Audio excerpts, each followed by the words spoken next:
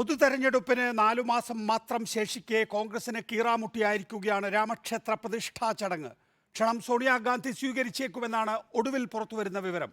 ഹിന്ദി ഹൃദയഭൂമിയിലെ നേതാക്കളുടെ ആവശ്യത്തിൽ അനുകൂല തീരുമാനമുണ്ടായേക്കും. ചടങ്ങിൽ നിന്ന് വിട്ടുനിന്നാൽ രാഷ്ട്രീയ നേട്ടം BJPക്കാവും എന്ന് ഒരു വിഭാഗം മുന്നറിയിപ്പ് നൽകുന്നു. വിഷയത്തിൽ PCCകളും നേതാക്കളും പരസ്യ പ്രതികരണം നടത്തുന്നതിൽ കോൺഗ്രസ് ദേശീയ നേതൃത്വത്തിന് അതൃപ്തിയുണ്ട്. എന്നാൽ ഔദ്യോഗിക തീരുമാനം പ്രഖ്യാപിച്ചിട്ടുമില്ല. മുസ്ലിം ലീഗ് ഉൾപ്പെടെ ഇന്ത്യ മുന്നണിയിലെ സഖ്യകക്ഷികളുമായി ആലോചിച്ച് തീരുമാനമെടുക്കുമെന്നാണ് കോൺഗ്രസ് പറയുന്നത്. കോൺഗ്രസിന് തീരുമാനമില്ലേ?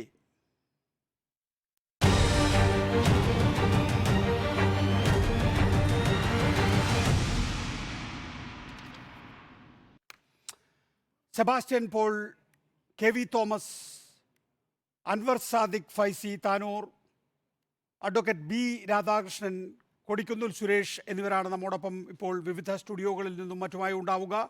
ആദ്യം ഡോക്ടർ സെബാസ്റ്റ്യൻ പോൾ, കാര്യത്തിൽ കോൺഗ്രസിലെ ഈ ആശയക്കുഴപ്പം സ്വാഭാവികമാണോ? വടക്കേ ഇന്ത്യൻ സംസ്ഥാനങ്ങളിലെ നേതാക്കൾ നിർബന്ധമായും പോകണമെന്ന് പറയും. കേരളം അടക്കമുള്ള തെക്കേ ഇന്ത്യൻ സംസ്ഥാനങ്ങളിൽ ചിലതെങ്കിലും പോകരുത് എന്ന് പറയും. സ്വാഭാവികമായിട്ടും വടക്കേ ഇന്ത്യയിൽ വലിയ തെരഞ്ഞെടുപ്പ് രാഷ്ട്രീയ വിഷയമായി വരാൻ പോകുന്ന രാമക്ഷേത്ര നിർമ്മാണത്തിൽ അത് രാഷ്ട്രീയ വിഷയമാക്കുന്നു എന്ന ഒറ്റ ആരോപണം ഉന്നയിച്ചുകൊണ്ട് നിലവിൽ കോൺഗ്രസിന് പോകാതിരിക്കാൻ സാധിക്കുമോ? അത് അടിസ്ഥാനപരമായ വിഷയങ്ങളിൽ കോൺഗ്രസിന് ഈ ചിന്താക്കുഴപ്പം കുറേ കാലമായിട്ടുണ്ട്. ഏറ്റവും ഒടുവിലായി പലസ്തീൻ ജനതയോട് ഐക്യദാർഢ്യം പ്രകടിപ്പിക്കുന്ന ചടങ്ങുകൾ അത് പരസ്യമായി നടത്താൻ കോൺഗ്രസിന് തടസ്സമായത്, അങ്ങനെ അവർ പറഞ്ഞില്ലെങ്കിൽ പോലും നമുക്കെല്ലാം അറിയാം, അത് ചില സംസ്ഥാനങ്ങളിലെ തെരഞ്ഞെടുപ്പുമായി ബന്ധപ്പെടുത്തി അവർ ആ വിഷയത്തെ കണ്ടതുകൊണ്ടാണ്. ഇപ്പോൾ ഇവിടെ വളരെ പ്രധാനപ്പെട്ട ഒരു വിഷയം, അയോധ്യയിലെ രാമക്ഷേത്ര നിർമ്മാണം പൂർത്തിയായിരിക്കുന്നു. അതിൻ്റെ പ്രതിഷ്ഠ അത് വലിയ തോതിലുള്ള ഒരു സർക്കാർ പരിപാടി അല്ലെങ്കിൽ BJP പരിപാടിയായി മാറ്റിയിരിക്കുകയാണ്.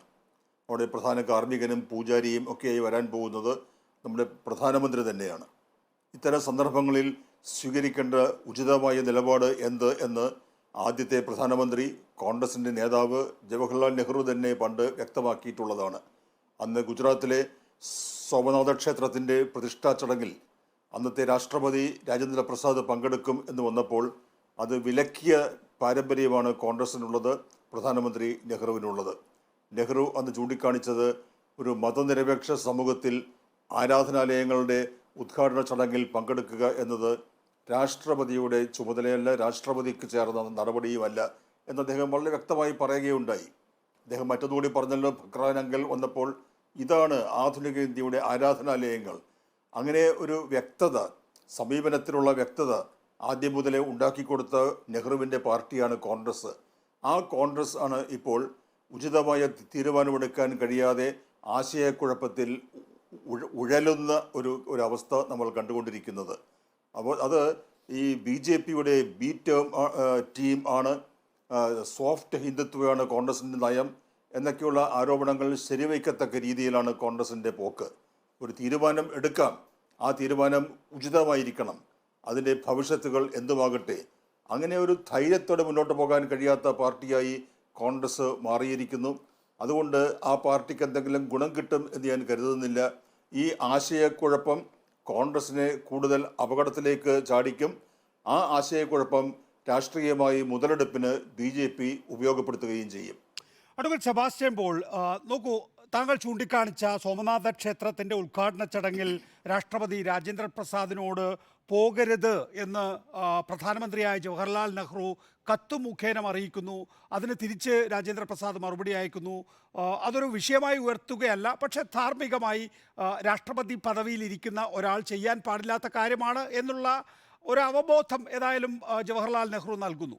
പക്ഷേ 1949 എത്തുമ്പോഴേക്കും ഇതേ ബാബറി മസ്ജിദിൽ വിഗ്രഹം കടത്തിയപ്പോൾ ജവഹർലാൽ നെഹ്റുവിനെ സംബന്ധിച്ചിടത്തോളം അതിൽ ആശങ്ക പ്രകടിപ്പിക്കാൻ മാത്രമേ സാധിച്ചിട്ടുള്ളൂ. ആ വിഗ്രഹം അതിൽ നിന്ന് നീക്കാൻ സാധിച്ചിട്ടില്ല. അദ്ദേഹം ആരോടൊക്കെയാണോ ആ വിഗ്രഹം നീക്കാൻ പറഞ്ഞത് അവരൊന്നും അത് ചെവിക്കൊള്ളാൻ തയ്യാറായിട്ടില്ല എന്നുള്ളതാണ്. അത് ജവഹർലാൽ നെഹ്റുവിൻ്റെ കാലമാണെങ്കിൽ പിന്നീട് 86 എത്തിയപ്പോഴേക്കും രാജീവ് ഗാന്ധി അതിലെ രാമക്ഷേത്രം തുറന്നുകൊടുത്തു. അത് ഇന്നത്തെ കാലഘട്ടത്തിൽ അവകാശപ്പെടുന്നത് കമൽനാഥിനെ പോലുള്ള ഉത്തരേന്ത്യൻ കോൺഗ്രസ് നേതാക്കളാണ്. പിന്നീട് തൊണ്ണൂറ്റിരണ്ടിൽ ബാബറി മസ്ജിദ് തകർക്കപ്പെടുന്ന കാലഘട്ടത്തിൽ കോൺഗ്രസ് മൗനമായി നോക്കി നിന്നു, പട്ടാളത്തെ അയച്ചില്ല. അപ്പോൾ ഈ കാര്യത്തിലൊക്കെ തന്നെയും ബി ജെ പി ഓളം പോകുന്ന ഉത്തരവാദിത്തം യഥാർത്ഥത്തിൽ രാമക്ഷേത്രത്തിൻ്റെ കാര്യത്തിൽ ജവഹർലാൽ നെഹ്റുവിനെയല്ല നമ്മൾ നോക്കേണ്ടത്. ജവഹർലാൽ നെഹ്റുവിന് പിൽക്കാലത്ത് വന്നിട്ടുള്ള രാഷ്ട്രീയമാണ്. ആ രാഷ്ട്രീയത്തിൽ കോൺഗ്രസ്സിന് രാമക്ഷേത്രത്തിൽ നല്ല ഉത്തരവാദിത്തമുണ്ട്. അപ്പോൾ ബി ജെ പി ഓളം പോകുന്ന ഉത്തരവാദിത്തം തങ്ങൾക്കുണ്ട് എന്ന് പറഞ്ഞുകൊണ്ട് കോൺഗ്രസ്സിന് ഇന്ന് രാമക്ഷേത്രത്തിൻ്റെ ഉദ്ഘാടനത്തിൽ പങ്കെടുക്കാനാകില്ലേ? അല്ല, നികേഷ് ചൂണ്ടിക്കാണിച്ച അന്നത്തെ ആ സംഭവം, അയോധ്യയിലെ ആ ക്ഷേത്രത്തിൽ വിഗ്രഹങ്ങൾ പ്രത്യക്ഷപ്പെട്ടപ്പോൾ അന്ന് നെഹ്റുവിൻ്റെ പ്രതികരണം എന്തായിരുന്നു? അദ്ദേഹം പറഞ്ഞത് സരയൂ നദിയിലേക്ക് എടുത്തെറിയുക എന്നായിരുന്നു. അത് നടന്നില്ല എന്നത് മറ്റൊരു കാര്യം. പിന്നീട് വന്നിട്ടുള്ള കോൺഗ്രസ് പ്രധാനമന്ത്രിമാർ രാജീവ് ഗാന്ധിയുടെ കാലത്ത്, നരസിംഹറാവുവിൻ്റെ കാലത്ത് ഒക്കെ സംഭവിച്ച കാര്യങ്ങളൊക്കെ നമുക്കറിയാം. ഞാൻ അതിന് വിശദാംശങ്ങളിലേക്ക് ഇപ്പോൾ കടക്കുന്നില്ല. പക്ഷേ എന്തുകൊണ്ട് കോൺഗ്രസ് ഇപ്പോൾ അവരുടെ ഒരു വാർഷിക ആഘോഷം നടത്തിയല്ലോ. ഇന്ത്യയിലെ ഏറ്റവും പുരാതനമായ പഴക്കമുള്ള പാർട്ടി, ഗ്രാൻഡ് ഓൾഡ് പാർട്ടി എന്ന് വിശേഷിപ്പിക്കാവുന്ന കോൺഗ്രസ്സിന് ഇങ്ങനൊരു അവസ്ഥ എങ്ങനെയുണ്ടായി? ഒരു തീരുമാനം വേണമല്ലോ. ആ തീരുമാനങ്ങൾ ഒരു രാഷ്ട്രീയ പാർട്ടി എടുക്കുമ്പോൾ ചിലപ്പോൾ തെറ്റിപ്പോകാം, ചിലപ്പോൾ അതിൻ്റെ ഭവിഷ്യത്തുകൾ ഭീകരമായിരിക്കാം, അതൊക്കെ സംഭവിക്കാം. പക്ഷേ ഒരു തീരുമാനമെടുക്കാൻ കഴിയാത്ത അവസ്ഥയിൽ ആ പാർട്ടി അകപ്പെടുമ്പോൾ ആ പാർട്ടി ആരോടാണ് മത്സരിക്കുന്നത്? ആ പാർട്ടി ബി ജെ പിയുമായി രാഷ്ട്രീയമായി മത്സരിക്കേണ്ട കോൺഗ്രസ്, അങ്ങനെ ഒരു ചരിത്രപരമായ ചുമതല ഉള്ള നിയോഗമുള്ള പാർട്ടി, ആ പാർട്ടി ബി ജെ പിയോട് മത്സരിക്കുന്നത് ബി ജെ പിയുടെ അതേ ടേംസിലാണ്. ബി ജെ പിയുടെ അതേ ഹിന്ദുത്വ അജണ്ട കടമെടുത്തുകൊണ്ട് അത് ലേശം മയപ്പെടുത്തി അവതരിപ്പിച്ചാൽ അതിന് സ്വീകാര്യത ലഭിക്കും എന്ന് കരുതിയാണ് ആ പാർട്ടി മുന്നോട്ട് പോകുന്നതെങ്കിൽ നമുക്ക് വലിയ ആശങ്ക തോന്നുന്നുണ്ട് ഈ കാര്യത്തിലൊക്കെ. നമുക്കൊരു ഓൾട്ടർനേറ്റീവ് ആവശ്യമുണ്ടല്ലോ എപ്പോഴും. നമ്മളിപ്പോഴത്തെ അവസ്ഥയിലും കോൺഗ്രസ് പ്രമുഖ സ്ഥാനമുള്ള ഈ INDIA എന്ന മുന്നണിയെയൊക്കെ പിന്തുണയ്ക്കുന്നത്, അല്ലെങ്കിൽ അവർ വരട്ടെ എന്നൊക്കെ ആഗ്രഹിക്കുന്നത് ബി ജെ പിക്ക് ബദലായി നമുക്ക് കാണാൻ കഴിയുന്ന ഒരു പാർട്ടി എന്ന നിലയ്ക്കാണ്. പക്ഷേ ആ പാർട്ടിയുടെ ഇതാണ് മനോഭാവമെങ്കിൽ അത് വലിയ തോതിലുള്ള അപകടത്തിലേക്കാണ് ആ പാർട്ടിയെ നയിക്കുക എന്ന് മാത്രമേ പറയാൻ കഴിയൂ. Advocate B Radhakrishnan, B J പിയെ സംബന്ധിച്ചിടത്തോളം കോൺഗ്രസ് രാമക്ഷേത്ര പ്രതിഷ്ഠാ ദിനത്തിൽ പങ്കെടുക്കണമെന്നാണോ പങ്കെടുക്കേണ്ടതില്ല എന്നാണോ ആഗ്രഹിക്കുന്നത്? അല്ല, ഭാരതത്തിലെ മുഴുവൻ ജനങ്ങളും അതിന് ജാതി മത രാഷ്ട്രീയ വ്യത്യാസമില്ലാതെ എല്ലാവരുടെയും ആരാധ്യമൂർത്തിയായിട്ടുള്ള ദേശീയതയുടെ പ്രതീകമായിട്ടുള്ള ശ്രീരാമൻ, ആ ശ്രീരാമൻ്റെ പേരിൽ അദ്ദേഹത്തിൻ്റെ ജന്മസ്ഥാനത്ത്, ആ ശ്രീരാമ ജന്മസ്ഥാനത്ത് ഉയരുന്ന ക്ഷേത്രത്തിൽ തീർച്ചയായിട്ടും ഇവിടുത്തെ മുഴുവൻ സമൂഹവും വരണം എന്ന ആഗ്രഹം തന്നെയാണ് ഭാരതീയ ജനതാ പാർട്ടിക്കും ഒപ്പം ഈ നാട്ടിലെ മുഴുവൻ ദേശസ്നേഹികൾക്കുമുള്ളത്. അതിലെന്താ സംശയം? അതിലെ എല്ലാവർക്കും അതിനുള്ള ബാധ്യതയുണ്ട്. എന്നാൽ അതേസമയം കോൺഗ്രസ് അല്ലെങ്കിൽ കമ്മ്യൂണിസ്റ്റ് പാർട്ടി ഇവരെ ഈ വിഷയത്തിൽ എടുത്തിട്ടുള്ള ഇരട്ടത്താപ്പാണ് അക്ഷരാർത്ഥത്തിൽ ആളുകളെ അത്ഭുതപ്പെടുത്തുന്നത്. ഇപ്പോൾ രാമക്ഷേത്ര നിർമ്മാണത്തെ സംബന്ധിച്ച് അതിനെ ആവശ്യം എന്ന് പറയുമ്പോൾ ഞാൻ നികേഷിൻ്റെ അടക്കം ശ്രദ്ധ ക്ഷണിക്കാൻ ആഗ്രഹിക്കുന്നത് 1993 ഫെബ്രുവരി മാസം 3-ാം തീയതി കേരളത്തിൻ്റെ നിയമസഭയിൽ ബാബറി മസ്ജിദ് പണിതു കൊടുക്കണം, അയോധ്യയിൽ ബാബറി മസ്ജിദ് വർഗീയ ഫാസിസ്റ്റ് ശക്തികൾ തകർത്ത സംഭവത്തെ നിയമസഭ ഐകകണ്ഠ്യേന അപലപിക്കുകയും പള്ളിയുടെ പുനർനിർമ്മാണത്തിന് നടപടി സ്വീകരിക്കണമെന്ന് കേന്ദ്ര സർക്കാരിനോട് ആവശ്യപ്പെടുകയും ചെയ്യുന്നു. പ്രശ്നപരിഹാരത്തിന് കേന്ദ്ര സർക്കാർ പ്രഖ്യാപിച്ചിട്ടുള്ള പദ്ധതിയിൽ ന്യൂനപക്ഷങ്ങളുടെ സംശയങ്ങളും ഭയാശങ്കകളും ദൂരീകരിക്കാൻ ആവശ്യമായ മാറ്റങ്ങൾ വരുത്തണമെന്ന് അഭ്യർത്ഥിച്ച് അന്നത്തെ പ്രതിപക്ഷ നേതാവ് VS അച്യുതാനന്ദൻ പ്രമേയം അവതരിപ്പിക്കുകയും അവിടെ ആ പള്ളി പുനർനിർമ്മിക്കണമെന്ന് ആവശ്യപ്പെട്ടുകൊണ്ട് കേരളത്തിൻ്റെ നിയമസഭ ഒന്നാകെ, അവിടെ കോൺഗ്രസും കമ്മ്യൂണിസ്റ്റ് പാർട്ടി, പ്രതിപക്ഷ നേതാവ് പ്രമേയം അവതരിപ്പിക്കുന്നു. അന്നത്തെ ചീഫ് വിപ്പ് KPA മജീദ് അവതരിപ്പിച്ച പ്രമേയം, പ്രതിപക്ഷ നേതാവ് വിഷയം സപ്പോർട്ട് ചെയ്ത് ഇതിനെ ഐകകണ്ഠ്യേന മുഖ്യമന്ത്രി കരുണാകരനടക്കം അന്ന് അംഗീകരിക്കുകയാണ്. അപ്പോൾ കോൺഗ്രസ് എടുത്ത നിലപാടാണ്. ഇപ്പോൾ യഥാർത്ഥത്തിൽ ഇവിടുത്തെ മതനിരപേക്ഷതയുടെ പ്രതീകമാണ് കോൺഗ്രസ്സെങ്കിൽ ആ കോൺഗ്രസും കമ്മ്യൂണിസ്റ്റ് പാർട്ടിയും എല്ലാം അവിടെ പള്ളി പണിതു കൊടുക്കാനല്ലേ തയ്യാറാവേണ്ടത്. പള്ളി പണിയുന്നതിന് BJPയും എതിരല്ലല്ലോ.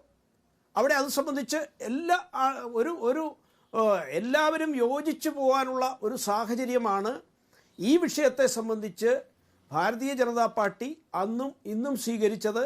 ദേശീയതയിൽ വിശ്വസിക്കുന്ന മുഴുവൻ ആളുകൾക്കും ആ കാര്യത്തിൽ ഒരേ നിലപാടാണ്. ഭാരതത്തിൻ്റെ ഐക്യത്തിൻ്റെ പ്രതീകം, ഭാരതത്തിൻ്റെ സംസ്കാരത്തിൻ്റെ പ്രതീകം, ഭാരതീയ പൗരുഷത്തിൻ്റെ പ്രതീകം, ഭാരതീയ വിശ്വാസത്തിൻ്റെ പ്രതീകം, മഹാത്മജി ഓരോ നിമിഷവും വിളിച്ചിരുന്ന ആ രാമനാമത്തിൻ്റെ ഉറവിടമായ, രാമമന്ത്രത്തിൻ്റെ ഉറവിടമായ ശ്രീരാമൻ, ആ രാമന് ക്ഷേത്രം നിർമ്മിക്കാൻ അതിൻ്റെ പേരിൽ എന്തിന് ഈ നാട്ടിൽ ഈ തരത്തിൽ വിവാദമുണ്ടാക്കുന്നു, എന്തിന് സംഘർഷം സൃഷ്ടിച്ചു, എന്തിന് അതിനെ തടയാൻ? ഇപ്പോൾ ഇവിടെ സൂചിപ്പിച്ചല്ലോ, ജവഹർലാൽ നെഹ്റു ദശാബ്ദങ്ങൾക്ക് മുമ്പ് തന്നെ സോമനാഥ ക്ഷേത്രത്തിൻ്റെ കാര്യത്തിലൊരു നിലപാടെടുത്തുവെന്ന്.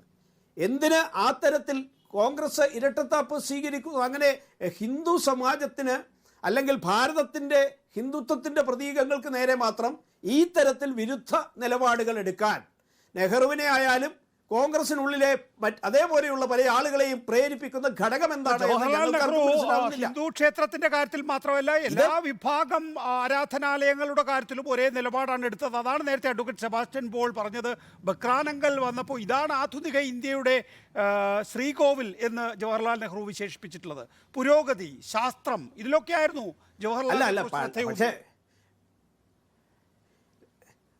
അല്ല, രാമൻ്റെ വിഗ്രഹം എടുത്തെറിയാൻ പറഞ്ഞതുപോലെ വേറെ ഏതെങ്കിലും ഒന്ന് എടുത്തെറിയാൻ പറഞ്ഞതായിട്ട് നികേഷ് പറയാൻ പറ്റുമോ? അല്ലെങ്കിൽ ഇവിടെ സെബാസ്റ്റ്യൻ പോൾ സാറിന് പറയാൻ പറ്റുമോ? ഇവിടെ ഈ ഭാരതത്തിൻ്റെ ദേശീയതയുടെ പ്രതീകങ്ങളെ ഇല്ലാതാക്കാൻ ഇപ്പോഴല്ല, നെഹ്റുവിൻ്റെ കാലം മുതൽ കോൺഗ്രസ് കിണഞ്ഞ് പരിശ്രമിച്ചിട്ടുണ്ട്.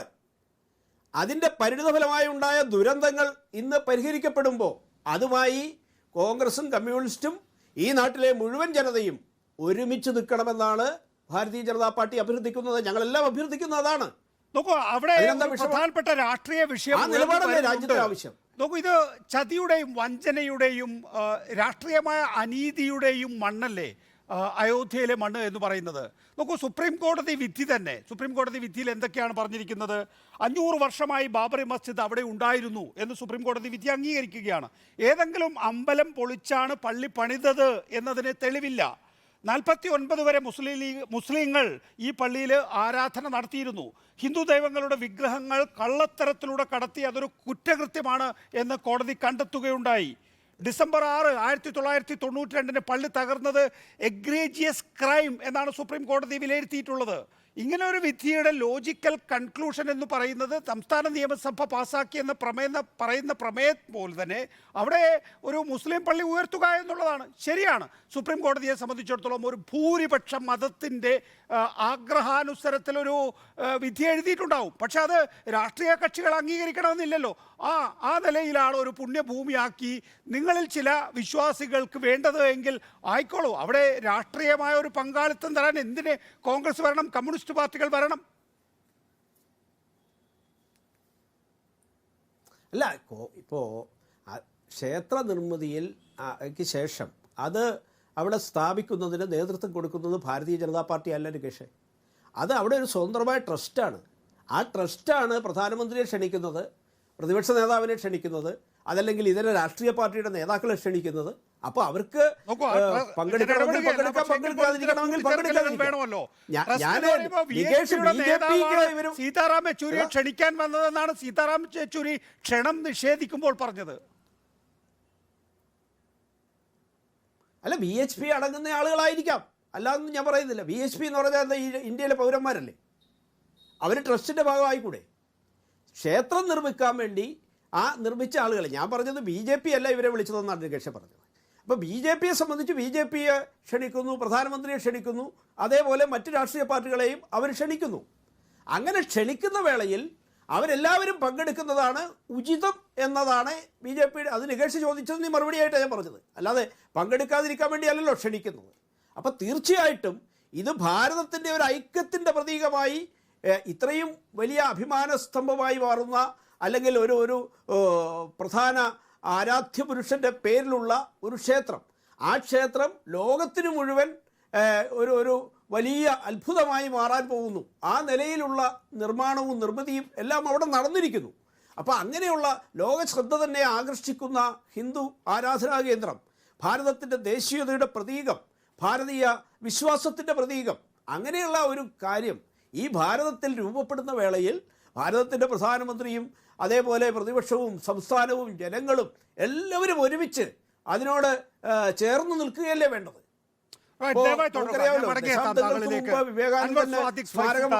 ശ്രീ അൻവർ സ്വാതി, സമസ്ത ഇതിനകം എടുത്തിട്ടുള്ള നിലപാട്, ഈ CPM എടുത്തിട്ടുള്ള നിലപാടിനോട് ചേർന്ന് നിന്നുകൊണ്ട് കോൺഗ്രസ് ക്ഷേത്ര ഉദ്ഘാടനത്തിന് പോകരുത് എന്നുള്ളതാണ്. മാത്രമല്ല, ബാബറി മസ്ജിദിനൊപ്പം തകർക്കപ്പെട്ട മതേതര മനസ്സിന് മുകളിലാണ് രാമക്ഷേത്ര വാതിൽ തുറക്കുന്നത് എന്നതാണല്ലോ സമസ്ത സ്വീകരിച്ചിട്ടുള്ള നിലപാട്. നോക്കൂ, കോൺഗ്രസിനെ സംബന്ധിച്ചിടത്തോളം ഇതിലെന്താ അൾട്ടിമേറ്റായി സംഭവിക്കാൻ പോകുന്നത്? BJPയുടെ ക്ഷേത്ര ഉദ്ഘാടനത്തിലേക്ക് കോൺഗ്രസ്, ഉത്തരേന്ത്യൻ സംസ്ഥാനങ്ങളിൽ BJPയെ നേരിടുന്ന ഏറ്റവും പ്രധാനപ്പെട്ട രാഷ്ട്രീയ പാർട്ടിയാണ് കോൺഗ്രസ്. കോൺഗ്രസ് പോകാതെ മാറി നിൽക്കുകയാണ് എങ്കിൽ നിലവിൽ ഒരു ഹിന്ദുത്വ ലൈനിലേക്ക് മാറപ്പെട്ട ഹിന്ദു വോട്ടുകൾ പൂർണ്ണമായും BJPയിലേക്ക് പോകുന്നത് സമസ്ത ആഗ്രഹിക്കുന്ന കാര്യമാണോ? മതേതരവാദികൾ ആഗ്രഹിക്കുന്ന കാര്യമാണോ? ഇവിടെ സംഭവിക്കുന്നത് യഥാർത്ഥത്തിൽ നമ്മളെ സംബന്ധിച്ചിടത്തോളം ഇവിടെ ക്ഷേത്രം ഉയർന്നു കഴിഞ്ഞു, അതിൻ്റെ ഉദ്ഘാടനം തൊട്ടടുത്ത് നടക്കാനിരിക്കുകയാണ്. ഇവിടെ നിലവിൽ എല്ലാ മതേതര കക്ഷികളും, കോൺഗ്രസ് ഉൾപ്പെടെയുള്ള എല്ലാ മതേതര കക്ഷികൾക്കും അറിയുന്നൊരു യാഥാർത്ഥ്യമുണ്ട്. നേരത്തെ പറഞ്ഞതുപോലെ ഇത് കേവലം മതത്തിൻ്റെ, അല്ലെങ്കിൽ ഇപ്പോൾ ശ്രീരാമനെ കുറിച്ച് ഇന്ത്യയിലെ മുസ്ലിങ്ങൾക്കാർക്കും അഭിപ്രായ വ്യത്യാസങ്ങളില്ല. അദ്ദേഹം ഒരു ഈ രാജ്യത്തെ മഹാഭൂരിപക്ഷം ജനങ്ങളുടെ ആരാധ്യ പുരുഷനാണ്. നിലക്ക് ആദരിക്കപ്പെടേണ്ടയാളാണ്, ബഹുമാനിക്കപ്പെടേണ്ട ദൈവമാണ്, അല്ലെങ്കിൽ ദൈവത്തിന്റെ പ്രതിനിധിയോ അവരുടെ ആരാധ്യ പുരുഷനാണ്. പക്ഷേ ഇവിടെ ഒരു സമൂഹത്തിന്റെ, ഇന്ത്യയിലെ ലോകം മുഴുവനും കണ്ട ഒരു യാഥാർത്ഥ്യമുണ്ട്. 450 അല്ലെങ്കിൽ 500 വർഷത്തോളം ഒരു ജനത ആരാധിച്ചിരുന്ന ഒരു മസ്ജിദിന്റെ അവരുടെ സങ്കടങ്ങളുടെ മുകളിൽ മണ്ണിട്ടുകൊണ്ടാണ് ഇവിടെ ഒരു ക്ഷേത്രം തുറക്കപ്പെടുന്നത്. ഈ തുറക്കപ്പെടലിനെ തീർച്ചയായിട്ടും ഇവിടെ ഇത് അവസാനിക്കാൻ പോകുന്നില്ല. ഇവിടെ രാമക്ഷേത്രം ഒരു ഭാഗത്ത് കഴിഞ്ഞാൽ വാരാണസിയിലെ ഗ്യാൻവാബി പള്ളി കണ്ടാമതി. അൻവർ സ്വാദിക്ക് നോക്കൂ, സുന്നി വഖഫ് ബോർഡിന് പള്ളി നിർമ്മിക്കാൻ സ്ഥലം നൽകിയിട്ടുണ്ട് സുപ്രീം കോടതി ഉത്തരവ് പ്രകാരം. അത് സുന്നി വഖഫ് ബോർഡ് തീരുമാനിക്കുകയും ആ സ്ഥലം ഏറ്റെടുക്കാൻ തീരുമാനിക്കുകയും അവിടെ പള്ളി പണിയുന്നതിനുള്ള പ്രാരംഭ പ്രവർത്തനങ്ങൾ ആരംഭിക്കുകയൊക്കെ ചെയ്തിട്ടുണ്ട്. അപ്പോൾ സ്വാഭാവികമായും സുപ്രീം കോടതിയുടെ വിധി അത് ചിലപ്പോൾ നമുക്ക് അംഗീകരിക്കാതിരിക്കാം, പക്ഷെ നമ്മളത് ആക്സെപ്റ്റ് ചെയ്തിരിക്കുന്നു എന്നുള്ളതാണ്. ആക്സെപ്റ്റ് ചെയ്ത് അവിടെ പള്ളി പണിയാൻ കൂടി തീരുമാനിച്ച സ്ഥിതിക്ക് നിലവിലെ രാഷ്ട്രീയ സാഹചര്യം എന്താണ്? 2024 ലോക്സഭാ തെരഞ്ഞെടുപ്പിന് ഏതാണ്ട് 1-2 മാസം മുമ്പ് ഇപ്പുറത്ത് BJP അതിനെ വലിയ നിലയിൽ രാഷ്ട്രീയ വിഷയമാക്കി, തെരഞ്ഞെടുപ്പ് വിഷയമാക്കി ഉയർത്തിക്കൊണ്ടുവരികയാണ്. ഇപ്പോൾ കോൺഗ്രസ് അവിടെ ഒരു മതസംഘടനയൊന്നും അല്ലല്ലോ, കോൺഗ്രസ് ഒരു രാഷ്ട്രീയ പാർട്ടിയാണ്. കോൺഗ്രസ് ഭൂരിപക്ഷം ജനങ്ങൾ എന്താണോ ആഗ്രഹിക്കുന്നത് അതിനെ റെപ്രസെൻ്റ് ചെയ്യേണ്ട പാർട്ടിയാണ്. അപ്പോൾ കോൺഗ്രസിന് മേൽ നമ്മൾ കേരളത്തിലെ ഒരു പൊളിറ്റിക്കൽ കോണ്ടെക്സ്റ്റിൽ നിന്നുകൊണ്ട് കോൺഗ്രസിന് മേൽ ആ നിലയിൽ സമ്മർദ്ദം ചെലുത്തുന്നത് ഉചിതമാണോ? അല്ല, കോൺഗ്രസിന്റെ മേൽ സമ്മർദ്ദം ചെലുത്തുക എന്നുള്ളതല്ല. നമ്മളെ സംബന്ധിച്ചിടത്തോളം, ഇന്ത്യയിലെ മുസ്ലിങ്ങളെ സംബന്ധിച്ചിടത്തോളം ഇവിടെ മുസ്ലിം വോട്ട് എന്ന് പറയുന്നത് വെറും 18% താഴെയാണ്. അത് എല്ലാവർക്കും അറിയാവുന്നതാണ്, കോൺഗ്രസിനും അറിയാവുന്നതാണ്. അതുകൊണ്ട് തന്നെയാണ് കോൺഗ്രസ് ഈ ഒരു ലൈൻ സ്വീകരിക്കുന്നത് എന്നും എല്ലാവർക്കും അറിയാം. പക്ഷെ നമ്മുടെ ഒരു പ്രശ്നം എന്ന് പറയുന്നത് ഇത്തരം ഒരു ലൈനിലൂടെ, ഒരു മൃദുഹിന്ദുത്വ ലൈനിലൂടെ ആര് സഞ്ചരിച്ചു കഴിഞ്ഞാലും, അല്ലെങ്കിൽ ഈവൻ BJP ആണെങ്കിൽ പോലും BJPക്ക് പോലും അടുത്ത ഒരു അജണ്ടയിലേക്ക് കടക്കേണ്ടി വരും.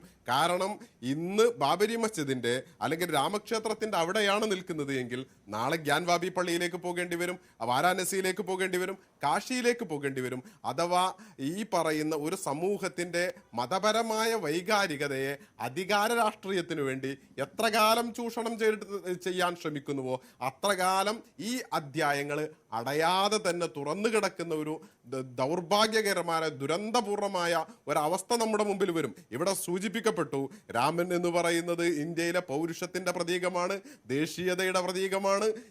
അതുകൊണ്ട് തന്നെ ഇത്ര അത്രത്തോളം ആ ട്രസ്റ്റ് പറഞ്ഞിരിക്കുന്നു. രാമന്റെ വിളി കേട്ടവർ അയോധ്യയിലെത്തും എന്ന് പറയുന്നു. യഥാർത്ഥത്തിൽ ഓരോ ഹൈന്ദവ വിശ്വാസിയും ചിന്തിക്കേണ്ടതാണ്, നമ്മൾ ക്ഷേത്രങ്ങളിൽ പോകുന്നത്, പള്ളികളിൽ പോകുന്നത്, ചർച്ചുകളിൽ പോകുന്നത് ആരാധിക്കാൻ വേണ്ടിയിട്ടാണ്, പ്രാർത്ഥിക്കാൻ വേണ്ടിയിട്ടാണ്. അന്യന്റെ കണ്ണീര് വീണ ഇടത്ത്, അന്യൻ്റെത് തട്ടിപ്പറിച്ച ഇടത്ത് ആര് പ്രാർത്ഥിച്ചാലും, ഏതു മതക്കാര് പ്രാർത്ഥിച്ചാലും, ഇസ്ലാമിക പ്രമാണങ്ങളൊക്കെ മുസ്ലിങ്ങളോട് ഖണ്ഡിതമായി പറയുന്ന ഒരു യാഥാർത്ഥ്യമുണ്ട്. ഇതാ, പിടിച്ചെടുത്ത ഭൂമിയിൽ പള്ളി നിർമ്മിച്ചാൽ അവിടെ വെച്ച് ആരാധിച്ചു കഴിഞ്ഞാൽ, ആ ആരാധന പ്രാർത്ഥിച്ചു കഴിഞ്ഞാൽ ആ പ്രാർത്ഥന സ്വീകാര്യോഗ്യമല്ല, നിഷിദ്ധമാണ് എന്ന് ഇസ്ലാം പഠിപ്പിക്കുന്നു. അതുപോലെ എല്ലാ മതങ്ങളും പഠിപ്പിക്കുന്നു എന്നാണ് എൻ്റെ വിചാരം. അതുകൊണ്ട് പ്രത്യേകിച്ച് ശ്രീരാമനെ കുറിച്ച് നമ്മൾ പഠിച്ചയിടത്തോളം, രാമൻ എന്ന് പറയുന്ന വാക്കിനെ രാമാനുജനെ എഴുത്തച്ഛൻ വിശേഷിപ്പിക്കുന്നുണ്ട്. രാമൻ എന്ന് പറയുന്നത് രമന്തോ അസ്മിൻ ലോക, ആരൊക്കെയാണ് രമിപ്പിക്കുന്നവൻ, ലോകം മുഴുവനും ഇദ്ദേഹത്തിൽ, ഈ മനുഷ്യനിൽ അല്ലെങ്കിൽ ഈ ഒരു കഥാപാത്രത്തിൽ അഭിമാനിക്കുന്നു, സായുജ്യമടയുന്നു, സന്തോഷമടയുന്നു. അങ്ങനെയുള്ള രാമൻ വിട്ടുവീഴ്ചയുടെ, പൗരുഷത്തിന്റെ പ്രതീകം എന്നതിനപ്പുറത്ത് വിട്ടുവീഴ്ചയുടെ പ്രതീകമായിട്ടുള്ള ആ രാമൻ 14 വർഷം കാട്ടിലേക്ക്, എല്ലാവർക്കും അറിയുന്ന ഒരു വസ്തുത ഉണ്ടല്ലോ, 14 വർഷം കാട്ടിലേക്ക് പറഞ്ഞേക്കുന്ന സമയത്ത്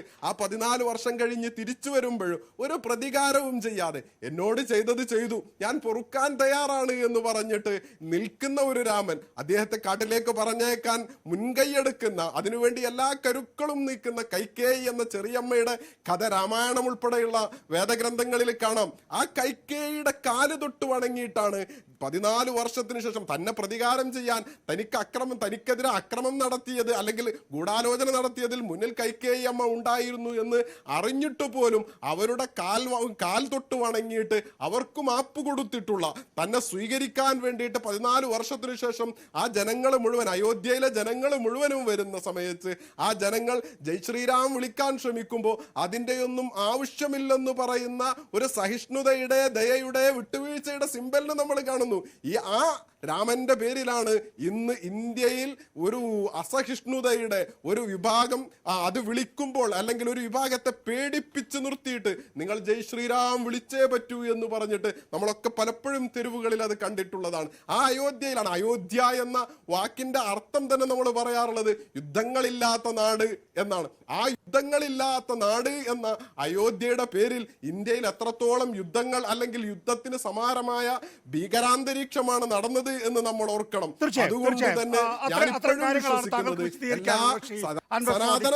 വ്യക്തമാണ് താങ്കൾ പറയുന്ന അർത്ഥം എനിക്ക് മനസ്സിലാവുന്നുണ്ട്. പ്രൊഫസർ കെ വി തോമസ്, എന്തുകൊണ്ടാണ് കോൺഗ്രസ് തീരുമാനമെടുക്കാൻ വൈകുന്നത്?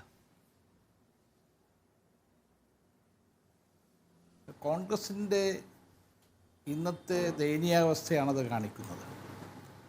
ഒന്ന്, കോൺഗ്രസ് ഇന്ത്യ മുന്നണിയെയാണ് നയിക്കുന്നത്. അതുകൊണ്ട് സ്വാഭാവികമായും ഇത്രയും പ്രധാനപ്പെട്ട ഒരു പ്രശ്നത്തിൽ മുന്നണിയിലെ 23 ഘടകകക്ഷികളുമായി സംസാരിച്ച് ഇതിനകം ഒരു തീരുമാനത്തിലെത്തേണ്ടതായിരുന്നു. അത് താമസമുണ്ടായതുകൊണ്ടാണ് ഇടതുപക്ഷ പ്രസ്ഥാനങ്ങൾ, CPM-ഉം CPI-യും അവരുടെ നിലപാട് വ്യക്തമാക്കിയിട്ടുള്ളത്. മറ്റൊന്ന്, കോൺഗ്രസ് ചാഞ്ചല്യം കാണിക്കേണ്ട കാര്യമില്ല. ഇന്ത്യയുടെ പ്രഥമ പ്രധാനമന്ത്രി പണ്ഡിറ്റ് ജവഹർലാൽ നെഹ്റു എടുത്ത സമീപനം പോലെ അതിനപ്പുറത്ത് എന്താ വേണ്ടത്? പ്രധാനമന്ത്രി എടുത്തവെന്താ? സോമനാഥ് ക്ഷേത്രത്തിൻ്റെ കാര്യത്തിൽ ഇന്ത്യയുടെ പ്രഥമ രാഷ്ട്രപതി അതിൽ പങ്കെടുക്കാൻ രാജേന്ദ്ര പ്രസാദ് പോയപ്പോൾ അത് ശരിയല്ല എന്ന് വ്യക്തമായി പറഞ്ഞയാളാണ്. അതുപോലെ തന്നെയാണ് ഇവിടെ സെബാസ്റ്റ്യൻ പോൾ സൂചിപ്പിച്ചതുപോലെ ഇന്ത്യയുടെ ബക്കാലങ്ങൾ പോലെയുള്ള അണക്കെട്ടുകളാണ് നമ്മുടെ ക്ഷേത്രമെന്ന് പറഞ്ഞത്. അങ്ങനെ ഒരു കോൺഗ്രസിനെ സംബന്ധിച്ചിടത്തോളം നോക്കി നിൽക്കാൻ, ഒരു മാർഗം തെളിക്കാൻ ഒരു വെളിച്ചമുള്ളപ്പോൾ പിന്നെ എന്താ താമസം? അത് കോൺഗ്രസ് നേതൃത്വത്തിൻ്റെ ബലഹീനതയാണ്. വോട്ട് ബാങ്ക് മാത്രമല്ല, കോൺഗ്രസ് എന്ന് പറയുന്നത് വോട്ട് ബാങ്ക് മാത്രമല്ല, അധികാരത്തിൽ വരികയും അധികാരത്തിൽ പോവുകയും ചെയ്യും. പക്ഷേ അതിനപ്പുറത്ത് കോൺഗ്രസിനെ ജനങ്ങൾ നോക്കിക്കാണിക്കുന്നത് ജനാധിപത്യ മൂല്യങ്ങളെ മുറുകെ പിടിക്കേണ്ട കോൺഗ്രസ്സാണ്.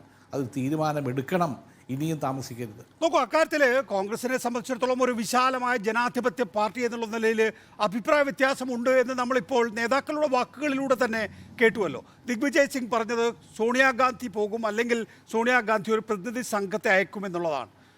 ദിഗ്വിജയ് സിംഗിനെ സംബന്ധിച്ചിടത്തോളം അദ്ദേഹം ഒരു ആൻറ്റി കമ്മ്യൂണൽ നിലപാട് വളരെ കൺസിസ്റ്റൻ്റായി എടുത്തിട്ടുള്ള നേതാവാണെങ്കിൽ തന്നെയും മധ്യപ്രദേശിൽ നിന്ന് വരുന്ന ഒരു കോൺഗ്രസ്സുകാരൻ എന്നുള്ള നിലയിൽ ദിഗ്വിജയനെ സംബന്ധിച്ചിടത്തോളം പോകണം, പങ്കെടുക്കണം എന്ന നിലപാടാണ്. നേരത്തെ കമൽനാഥ് ഡിഫാക്റ്റോ ഹിന്ദു രാഷ്ട്രമാണ് ഇന്ത്യ എന്ന് പറയുകയും ഈ രാമക്ഷേത്രത്തിന് വേണ്ടി 11 അയക്കുകയും അതിൻ്റെ പൂജാ ചടങ്ങിൽ പങ്കെടുപ്പിക്കാതിരിക്കുന്നതിൽ പരിഭവം പ്രകടിപ്പിക്കുകയും അന്നേ ദിവസം സ്വന്തം വീട്ടിൽ പൂജ നടത്തുകയോ ഒക്കെ ചെയ്തിട്ടുള്ള നേതാവാണ്. അപ്പോൾ എന്താണ് യഥാർത്ഥത്തിൽ ഉത്തരേന്ത്യൻ നേതാക്കളുടെ നിലപാട് എന്നുള്ളത് നമ്മൾ നേരത്തെയും ഇപ്പോഴത്തെയും അവരുടെ പ്രസ്താവനകളിൽ നിന്ന് മനസ്സിലാക്കിയിട്ടുള്ളത്. അതേസമയം കേരളത്തിലുള്ള കെ മുരളീധരനെ പോലുള്ളവർ വ്യത്യസ്തമായ നിലപാടെടുക്കുന്നു, പോകരുത് എന്ന് പറയുന്നു. അപ്പോൾ ഈ ഒരു വൈരുദ്ധ്യത്തിൽ എങ്ങനെയാണ് കോൺഗ്രസ് തീരുമാനമെടുക്കുക എന്നുള്ളതാണ്. ഇപ്പോൾ പക്ഷേ നമ്മളിപ്പോൾ മനസ്സിലാക്കുന്നത് രാഹുൽ ഗാന്ധിയാണ് പരമോന്നത നേതാവ്. രാഹുൽ ഗാന്ധി കേരളത്തിൽ നിന്നുള്ള ലോക്സഭാംഗമാണ്. അദ്ദേഹം ഉത്തരേന്ത്യയിൽ അധികം പ്രചരണം നടത്താറുള്ളതായി കാണുന്നില്ല. കൂടുതലും തെക്കേ ഇന്ത്യയിലാണ് അദ്ദേഹം വരുന്നതായി കാണുന്നത്. മല്ലികാർജ്ജുൻ ഖാർഗെ ഒരു കർണാടകക്കാരനാണ്. സംഘടനാ ജനറൽ സെക്രട്ടറി KC വേണുഗോപാൽ ഒരു മലയാളിയാണ്. ഒരു തെക്കൻ ചിന്ത വടക്കൻ ചിന്തയുമായി ഏറ്റുമുട്ടുക മാത്രമാണോ, അല്ലെങ്കിൽ ഒരു ആശയവിനിമയം നടത്തുക മാത്രമാണോ? അവിടെയാണോ തീരുമാനമെടുക്കാൻ വൈകുന്നത്? ഒരു ഇഴുകിച്ചേരായ്മ തെക്കും വടക്കും തമ്മിൽ ഉണ്ടോ പ്രൊഫസർ KV തോമസ്? ഒരിക്കലും അതല്ലല്ലോ പ്രശ്നം. കോൺഗ്രസിൻ്റെ പാരമ്പര്യം, കോൺഗ്രസിൻ്റെ കാഴ്ചപ്പാട് അത് മനസ്സിലാക്കുന്ന ഒരാൾക്ക് പോലും ഒരു അണുകിട അഭിപ്രായ വ്യത്യാസം ഉണ്ടാകേണ്ട കാര്യം ഇക്കാര്യത്തിലില്ല. കോൺഗ്രസിനെ സംബന്ധിച്ചിടത്തോളം ജാതി മത ചിന്തകൾക്ക് അതീതമായി മുന്നോട്ട് പോകുന്ന രാഷ്ട്രീയ പ്രസ്ഥാനമാണ്. ഇവിടെ പണ്ഡിറ്റ് ജവഹർലാൽ നെഹ്റു പറഞ്ഞ വാക്കുകൾ തന്നെ നമുക്ക് ഒരു മോഡലായിട്ട് എടുക്കേണ്ടത്. എന്താ മോഡൽ? രാഷ്ട്രീയ പാർട്ടികൾ, ഭരണകൂടങ്ങൾ ജാതി വർഗീയ ചിന്തകളിലേക്ക് പോകരുത്, വിശ്വാസങ്ങളിലേക്ക് പോകരുത്. അപ്പോൾ അവരതിൽ നിന്ന് മാറി നിൽക്കണം. അതാണ് പണ്ഡിറ്റ് ജവഹർലാൽ നെഹ്റു പ്രാധാന്യമുള്ളത്. ജവഹർലാൽ നെഹ്റു കമ്മ്യൂണിസ്റ്റുകാർ പറയുന്നതിനേക്കാൾ കൂടുതൽ ഭൗതികവാദത്തിൽ ഉറച്ചു നിന്നിട്ടുള്ള രാഷ്ട്രീയ നേതാവാണ്. പിൽക്കാലത്ത് കോൺഗ്രസിൽ അത് ഉണ്ടായിട്ടില്ല. നമ്മൾ 49-ലെ കാര്യം പറഞ്ഞു, 86-ലെ കാര്യം പറഞ്ഞു, 92-ലെ കാര്യം പറഞ്ഞു. അപ്പോൾ കോൺഗ്രസിന് യഥാർത്ഥത്തിൽ രാമക്ഷേത്ര നിർമ്മാണത്തിൽ BJP-യോളം പോകുന്ന പങ്കുണ്ട്. അത് തുടരുക എന്നുള്ളതല്ലാതെ നിർവാഹമുണ്ടോ ഇന്നത്തെ കാലഘട്ടത്തിൽ? കോൺഗ്രസിൻ്റെ പരമ്പരാഗതമായ കാഴ്ചപ്പാടുകൾ എന്നൊക്കെ അഭിപ്രായ വ്യത്യാസം ഉണ്ടായിട്ടുണ്ട്. അത് പരസ്പര ചർച്ചയിലൂടെ ഒരു ധാരണയെടുത്ത കാഴ്ചപ്പാടുകളുടെ പാരമ്പര്യമുണ്ട്. അവിടെയാണ് പണ്ഡിറ്റ് ജവഹർലാൽ നെഹ്റുവിൻ്റെ പ്രാധാന്യം. ആ പണ്ഡിറ്റ് ജവഹർലാൽ നെഹ്റുവിൻ്റെയും മഹാത്മാഗാന്ധിയുടെയും പാതയിൽ നിന്ന് കോൺഗ്രസ് വ്യതിചലിക്കാൻ തുടങ്ങിയതാണ് കോൺഗ്രസിൻ്റെ പതനത്തിന് കാരണം. അത് കോൺഗ്രസ് മനസ്സിലാക്കാൻ കഴിയണം. ഇപ്പോൾ കമൽനാഥ് ആണെങ്കിലും അദ്ദേഹത്തിൻ്റെ സഹപ്രവർത്തകരാണെങ്കിലും അവർക്ക് ചില അജണ്ട ഉണ്ടായിരുന്നു. ആ ഹിന്ദു അജണ്ടയിലൂടെ അധികാരത്തിൽ വരുമെന്ന് വിചാരിച്ചു, വരാൻ കഴിഞ്ഞില്ല. അവർ ദിഗ്വിജയ സിംഗാണ്. ദിഗ്വിജയനെക്കുറിച്ച് കമൽനാഥിനെയൊക്കെ എനിക്ക് വളരെ അടുത്ത് പരിചയമുള്ള ആളുകളാണ്. അവർക്ക് അന്നും ഇന്നുമൊക്കെ ഒരു നിലപാടുണ്ട്. പക്ഷേ ആ നിലപാടാണോ കോൺഗ്രസിൻ്റെ നിലപാട്? ആ നിലപാടാണോ കോൺഗ്രസ് എടുക്കേണ്ട നിലപാട്? അതുകൊണ്ട് കോൺഗ്രസിനെ സംബന്ധിച്ചിടത്തോളം രാജ്യത്തെ മൊത്തമായി കാണാൻ കഴിയണം, രാജ്യത്തിൻ്റെ കാഴ്ചപ്പാടുകൾ മനസ്സിലാക്കാൻ കഴിയണം, കോൺഗ്രസിൻ്റെ ചരിത്രം മനസ്സിലാക്കാൻ കഴിയണം. ഇവിടെ കോൺഗ്രസിൻ്റെ പ്രശ്നമെന്ന നേതൃത്വം ഡൽഹിയിൽ ഇരുന്ന് എല്ലാവരുമായിട്ട് ബന്ധപ്പെടാമല്ലോ. ഇത് മുന്നണിയല്ലേ, ഇന്ത്യ മുന്നണിയല്ലേ? ആ ഇന്ത്യ ടീമിൻ്റെ വിശ്വസ്തതയുടെ പ്രശ്നം കൂടിയല്ലേ? എന്തുകൊണ്ട് പരസ്പരം സംസാരിച്ച് ഒരു ധാരണയിലെത്താൻ കഴിഞ്ഞുകൂടാ? അത് കഴിയാതെ വന്നതുകൊണ്ടാണല്ലോ ഇടതുപക്ഷ പ്രസ്ഥാനങ്ങൾ സ്വന്തമായ അഭിപ്രായം ഉറക്കെ പറയേണ്ടി വന്നത്. അല്ല, ഇടതുപക്ഷ പ്രസ്ഥാനങ്ങൾക്ക് ആ നിലയിലൊരു സമീപനം സ്വീകരിക്കാം. കാരണം അവരെ സംബന്ധിച്ചിടത്തോളം സെക്യുലറിസം വിളഞ്ഞു നിൽക്കുന്ന കേരളത്തിലെ മാത്രം രാഷ്ട്രീയ പ്രസ്ഥാനങ്ങളാണ്. അതുകൊണ്ട് തന്നെ സെക്യുലറിസ്റ്റ് ആയിട്ടുള്ളൊരു നിലപാട് അവർക്ക് സ്വീകരിക്കാൻ സാധിക്കും. പശ്ചിമ ബംഗാളിലെ മമതയ്ക്കും സ്വീകരിക്കാം. കാരണം അവിടെ മമതയുടെ പാർട്ടിയെ സംബന്ധിച്ചിടത്തോളം 30% വരുന്ന മുസ്ലിം വോട്ടുകളെ കൂടി ആശ്രയിക്കുന്നുണ്ട്. മാത്രമല്ല ബംഗാളിലെ രാമൻ വലിയ നിലയിൽ ആരാധിക്കപ്പെടുന്ന ദൈവമല്ല. അവിടെ ഭദ്രകാളിയും കാളിയും ഒക്കെയാണ്. അപ്പോൾ അവിടെയും ആ നിലയിൽ നിലപാട് സ്വീകരിക്കാം. അതേസമയം ഉത്തർപ്രദേശിലെത്തുമ്പോൾ സമാജ്വാദി പാർട്ടി ഞങ്ങൾ പോകും, പക്ഷേ ഈ രാഷ്ട്രീയ ചടങ്ങിനല്ല, അത് കഴിഞ്ഞ് എന്നാണ് അഖിലേഷ് യാദവിൻ്റെ ഭാര്യ പോലും പറഞ്ഞിട്ടുള്ളത്. അപ്പോൾ ഓരോരുത്തരും അവരുടെ രാഷ്ട്രീയ ഭൂമിക എവിടെയാണോ അതിനനുസരിച്ചുള്ള നിലപാടാണ് പ്രൊഫസർ KV തോമസ് എടുക്കുന്നത്. അപ്പോഴാണ് കോൺഗ്രസിനെ സംബന്ധിച്ചിടത്തോളം ഉത്തരേന്ത്യൻ രാഷ്ട്രീയക്കാർ പറയുന്നത് അവഗണിക്കാനാകാത്ത നിലയുള്ളത്. അപ്പോൾ ആ നിലയിലൊരു സമീപനം കോൺഗ്രസ് സ്വീകരിച്ചാൽ അതിനെ കുറ്റം പറയാനാകുമോ? കുറ്റമല്ലാതെ വേറെ എന്ത് പറയാൻ പറ്റും? ഇത്രയും ദിവസമായില്ലേ ഈ ഒരു പ്രശ്നം മുമ്പിൽ നിൽക്കുന്നത്? ഡൽഹിയിലെ AICC ആസ്ഥാനത്ത് പ്രവർത്തിക്കുന്ന നേതാക്കന്മാർക്ക് അറിയില്ലേ? ഇന്നൊരു ദിവസം ഉണ്ടായ സംഭവമല്ലല്ലോ. അപ്പോൾ ഈ പ്രശ്നം ഇത് വരും. ഇത് പ്രത്യേകിച്ച് തിരഞ്ഞെടുപ്പിലേക്ക് വരുമ്പോൾ BJP കൊണ്ടുവരുന്ന ഏറ്റവും വലിയ അജണ്ട ഇതാണ്. രാമക്ഷേത്രമാണ്, അതിൻ്റെ പ്രതിഷ്ഠയാണെന്ന് എല്ലാവർക്കും അറിയാം. മാത്രമല്ല പ്രധാനമന്ത്രി തന്നെയാണ് അതിൻ്റെ പൂജാരി, പ്രധാനമന്ത്രി തന്നെ നേതൃത്വം കൊടുക്കുന്നത്. അതിന് പ്രധാനമന്ത്രിക്ക് ഒരു രാഷ്ട്രീയ അജണ്ടയുണ്ട്. ആ അജണ്ടയുടെ കൂടെയാണ് കോൺഗ്രസ് പോകാൻ പോകുന്നത്. ആരെങ്കിലും വിശ്വാസമുള്ള ആളുകൾ പോകുന്നതിൽ ഞാൻ വ്യക്തിപരമായി എതിർക്കുന്ന ആളുകളല്ല. പക്ഷേ അതല്ല, ഇത് രാഷ്ട്രീയ കാഴ്ചപ്പാടോടുകൂടിയുള്ള ഒരു മതശക്തികളെ കൂടെ പിടിച്ചുകൊണ്ട്, വിശ്വാസത്തെ കൂടെ പിടിച്ചുകൊണ്ട് ഇന്ത്യയുടെ പ്രധാനമന്ത്രി വരുമ്പോൾ അത് അനുകൂലമായി നിൽക്കണോ വേണ്ടോ എന്ന് കോൺഗ്രസ്സാണ് തീരുമാനിക്കേണ്ടത്. അഡ്വക്കേറ്റ് ബി രാധാകൃഷ്ണൻ, നോക്കൂ, യു പിയിലെ പ്രധാന ക്ഷേത്രങ്ങളിൽ 14 മുതൽ 22 വരെ രാമായണ പാരായണവും ഹനുമാൻ ചാലീസയും 22-ാം തീയതിയത്തെ ചടങ്ങിൽ പ്രതിഷ്ഠാ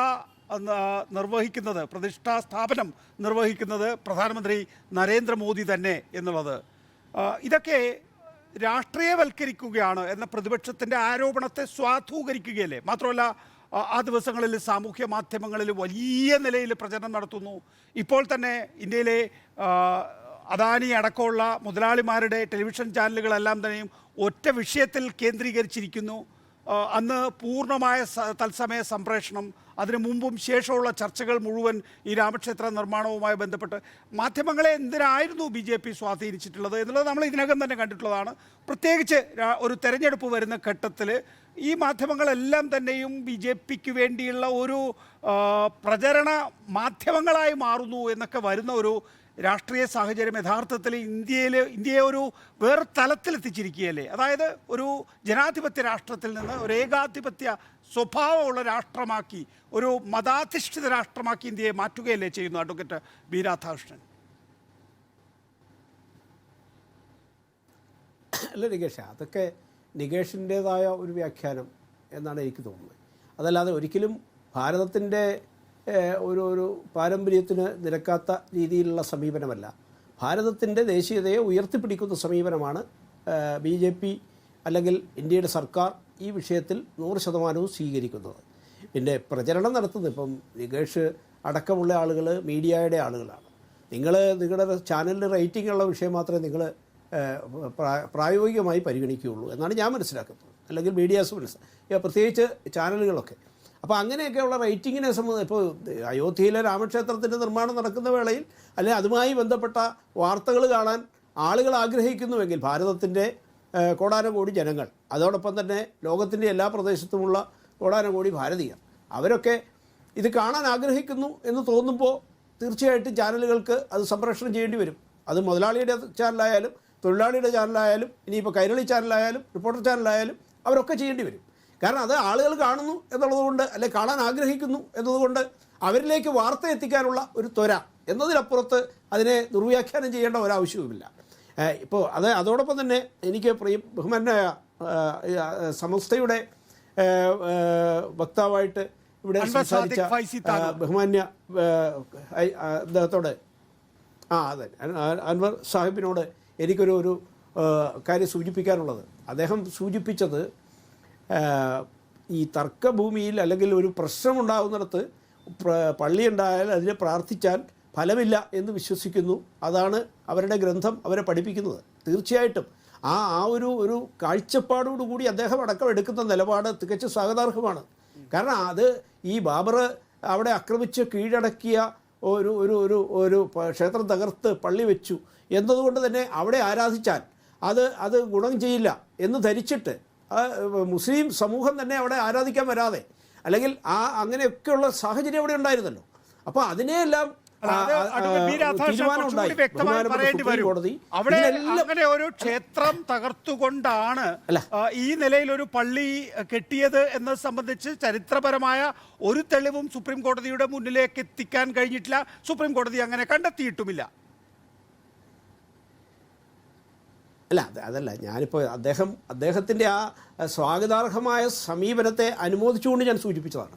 കാരണം അങ്ങനെ ഒരു സമീപനമാണ് ഭാരതത്തിലെ എല്ലാ മുസ്ലിം ജനവിഭാഗത്തിൻ്റെയും ഭാഗത്തുനിന്ന് ഈ കാര്യത്തിൽ ഉണ്ടായിക്കൊണ്ടിരിക്കുന്നത് എന്നത്, അല്ലെങ്കിൽ അവിടെ ഉണ്ടായിട്ടുള്ളതും. അപ്പോൾ ആ നിലയിൽ സുപ്രീം കോടതി നിർദ്ദേശിച്ചതുപോലെ അവിടെ ഒരു പള്ളി നിർമ്മിക്കാൻ വേണ്ടി ഒരു പരിശ്രമം ഇപ്പോൾ അവിടെ കുറേ ആളുകൾ ആരംഭിച്ചിട്ടുണ്ടെങ്കിൽ അതിനെയും ഒരുമിച്ച് നിന്നുകൊണ്ട് പ്രോത്സാഹിപ്പിച്ച് ഭാരതത്തിന്റെ ഐക്യത്തിന്റെ പ്രതീകമായിട്ടുള്ള ഒരു പറഞ്ഞ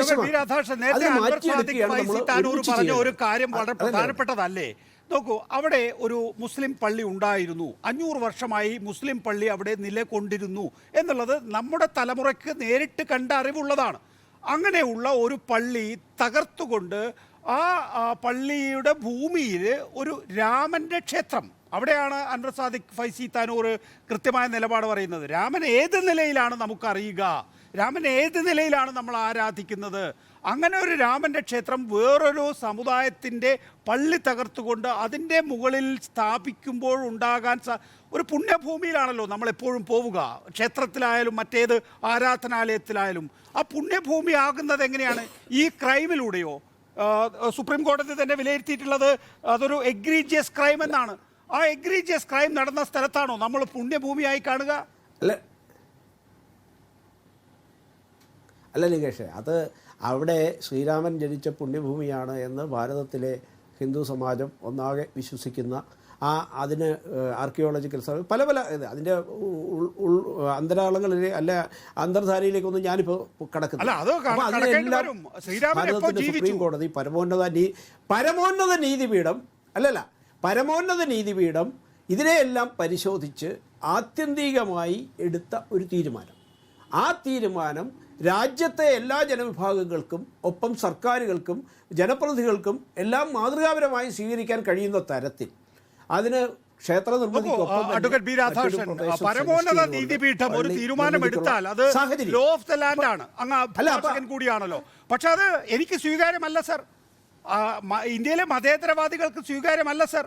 അപ്പോൾ അങ്ങനെ സ്വീകാര്യമല്ലാത്ത ഒരു ഭൂമിയിൽ രാമൻ്റെ ക്ഷേത്രം എന്ന പേരിൽ ഒരു കെട്ടിടം പണിയുമ്പോൾ അത് ഒരു തീവ്ര വികാരമാക്കി മാറ്റാനുള്ള രാഷ്ട്രീയ ലക്ഷ്യങ്ങൾ മാത്രമാണ് നടക്കുന്നത്. അതേസമയം അതൊരു ഒരു ഒരു പുണ്യഭൂമിയായി തോന്നാനുള്ള കാരണങ്ങൾ മുന്നിലില്ല. അല്ല നികേഷേ, മതേതരവാദികൾക്ക് മുഴുവൻ ബാധകമല്ല എന്ന ഒറ്റയടിക്ക് നമുക്ക് ഒന്നോ രണ്ടോ പേർക്കോ അല്ല അങ്ങേക്കോ പറയാൻ അവകാശമില്ലല്ലോ. അവിടെ ആ ക്ഷേത്രഭൂമി ഏറ്റെടുക്കാൻ അവിടെ പള്ളിക്ക് വേണ്ടി സുപ്രീം കോടതി കണ്ടെത്തിയിട്ടുള്ള നിർദ്ദേശിച്ചിട്ടുള്ള ആ പ്രദേശം ഏറ്റെടുക്കാനും പള്ളി പണിയാനും വേണ്ടി തയ്യാറായി മുസ്ലിം സമാജം തന്നെ ഉണ്ടല്ലോ. തീർച്ചയായിട്ടും അങ്ങനെയുള്ള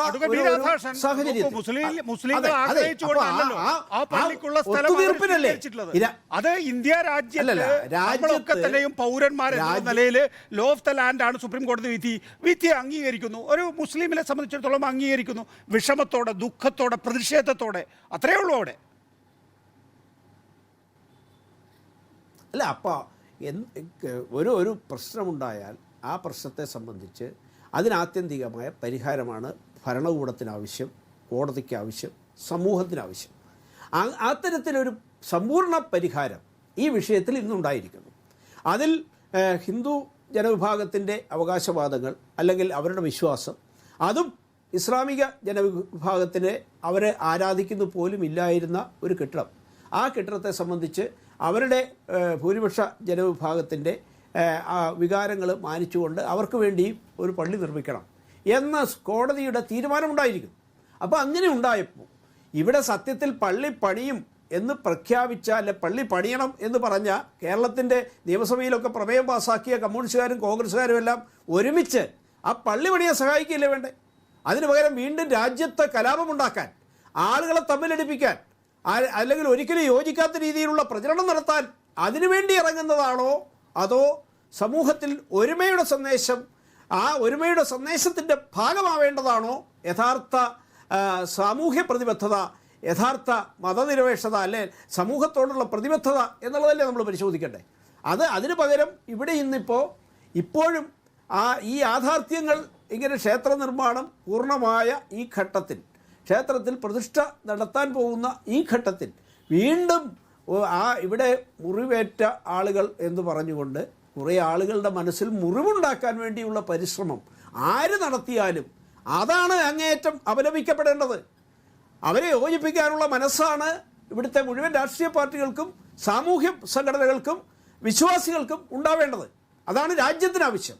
ആ നിലപാടിലേക്ക് ഏവരുടെയും ഭാരതീയ ജനതാ പാർട്ടി അഭ്യർത്ഥിക്കുന്നത്. സെബാസ്റ്റ്യൻ പോൾ, ഇന്ത്യൻ രാഷ്ട്രീയം എങ്ങനെയാണ് പരിണമിക്കുന്നത് എന്നതിൻ്റെ നേർചിത്രമാണോ നമ്മൾ ഈ കാണുന്ന ദൃശ്യങ്ങളെല്ലാം, അല്ലെങ്കിൽ ഈ മണിക്കൂറുകളിൽ സംഭവിക്കുന്ന ദൈനംദിന രാഷ്ട്രീയ കാര്യങ്ങൾ എന്നെ സംബന്ധിച്ച് നമുക്കൊരു വ്യക്തത വരുത്താനാകുമോ എന്ന് നോക്കാം. നോക്കൂ, നെഹ്റുവിയൻ ഭൗതിക സങ്കല്പം, മഹാത്മാഗാന്ധി ഉയർത്തിയിട്ടുള്ള ആത്മീയത, ഇതെല്ലാം കൂടിക്കലർന്ന ഒരു രാഷ്ട്രീയ ഇടപെടലായിരുന്നു സെൻട്രിസ്റ്റ് പൊളിറ്റിക്കൽ പാർട്ടിയായിട്ടുള്ള കോൺഗ്രസ് മുന്നോട്ട് പോയിട്ടുള്ളത്. അതുകൊണ്ട് തന്നെ കോൺഗ്രസ് ഒരു ഇന്ത്യൻ സ്വാതന്ത്ര്യത്തിൻ്റെ സ്പെഷ്യൽ പർപ്പസ് വെഹിക്കിൾ എന്നുള്ള നിലയിൽ ഏവർക്കും സ്വീകാര്യമായിട്ടുള്ളൊരു പ്രസ്ഥാനവുമായിരുന്നു. ആദ്യ കാലഘട്ടത്തിൽ കോൺഗ്രസിൽ തന്നെയായിരുന്നല്ലോ ഇടതുപക്ഷവും സോഷ്യലിസ്റ്റുകളും സെൻട്രിസ്റ്റുകളും വലതുപക്ഷവും ഒക്കെ തന്നെ പ്രവർത്തിച്ചു കൊണ്ടിരുന്നത്. പക്ഷേ പിന്നീട് അതിൽ ഉൾപ്പിരിവുകൾ ഉണ്ടായി, ഓരോന്നും ഓരോ ദിശയിലേക്ക് പോയി. മതിയായിരുന്നു. നമ്മളെ സംബന്ധിച്ചിടത്തോളം സ്വാതന്ത്ര്യ സമരത്തിൽ എല്ലാവരും ഒന്നിച്ചു നിൽക്കണമെന്നേ ഉണ്ടായിരുന്നുള്ളൂ. പിന്നീട് ഒരു ബഹുപാർട്ടി സംവിധാനമായി ഇന്ത്യൻ ജനാധിപത്യം മാറുകയും ചെയ്തിരിക്കുന്നു എന്നുള്ളതാണ്. നോക്കൂ, കോൺഗ്രസ് തന്നെ 1980-കളിൽ കേരളത്തിലെ നേതാക്കളെ എടുക്കാം. ആര്യാടൻ ആയിക്കൊള്ളട്ടെ, AK ആൻ്റണി ആയിക്കൊള്ളട്ടെ, വയലാർ രവി ആയിക്കൊള്ളട്ടെ, ദൃഢപ്രതിജ്ഞയായിരുന്നു എടുത്തിരുന്നത്. ഇന്നിപ്പോൾ ഒരു കടന്നപ്പള്ളി രാമേന്ദ്രൻ മാത്രമേ ദൃഢപ്രതിജ്ഞ എടുക്കാനുള്ളൂ എന്നുള്ളതാണ്. ബാക്കിയുള്ള എല്ലാവരും ദൈവത്തിലേക്ക് മാറുകയും ചെയ്തിരിക്കുന്നു എന്ന് വരുമ്പോൾ ആ രാഷ്ട്രീയത്തിലെ കോൺഗ്രസ് മുന്നോട്ട് കൊണ്ടുപോയ ഒരു രാഷ്ട്രീയത്തിലെ മാറ്റമായിരിക്കും. അല്ലെങ്കിൽ ഇതാണ് കോൺഗ്രസ്. ഇനിയിപ്പോൾ പെട്ടെന്ന് രാഹുൽ ഗാന്ധി തീരുമാനിക്കുന്നു രാമക്ഷേത്രത്തിലൊന്നും ഞങ്ങളില്ല എന്ന് തീരുമാനിച്ചാൽ അത് ആ പാർട്ടിയെ ഹർട്ട് ചെയ്യില്ലേ, പാർട്ടിയെ ബാധിക്കില്ലേ?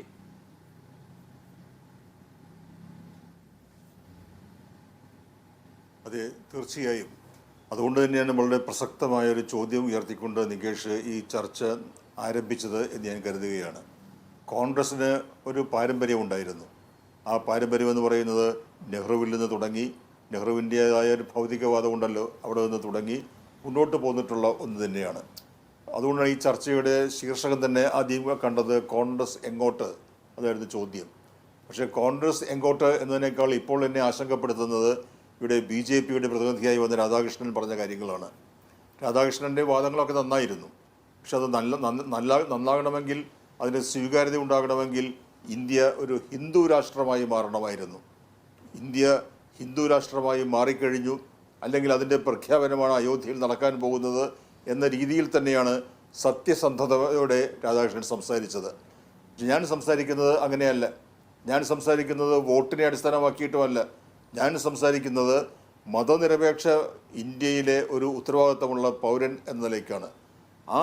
അങ്ങനെയുള്ളവരെ സംബന്ധിച്ച് വലിയ തോതിലുള്ള ആശങ്കയ്ക്ക് കാരണമാകുന്ന ഒന്നായി ഇത് മാറിയിരിക്കുന്നു. ഇന്ത്യയുടെ ചരിത്രം ഇവിടെ നിന്ന് മാറുകയാണ്.